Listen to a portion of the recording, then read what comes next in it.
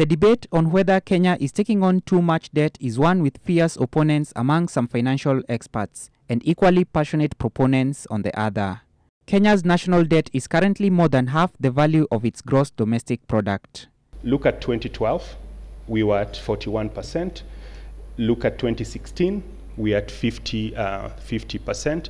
The acceptable number for an emerging population is around 50%. So we are already at what you'd call the ceiling. But the trend is worrying and needs to be addressed. 77% debt to GDP ratio in the year 2000. We're about 55, 54 now. You know, I always look at Kenya like a young adult. You've come through a certain stage of development and you've reached a stage now where you have 60% of your population below 30 odd years. And so if you don't invest now, if you don't create opportunities now, then what is going to happen? You have to take some risk if you want to move forward.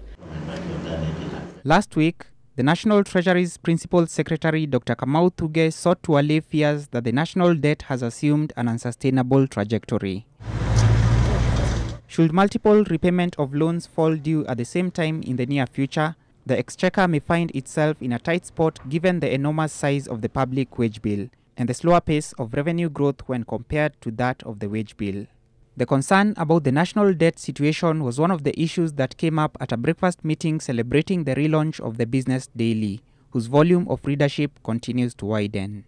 Up till today, the US and the UK make a second and third largest source of our audiences online, making Business Daily, BD as we like to call it, quite a global publication. Online, we have collected a lot of data from online, and here, readers stay for an average of 2 minutes on a story. That's how fast people are scanning through the content.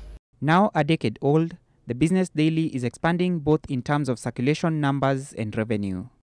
Alex Mwangi, NTV.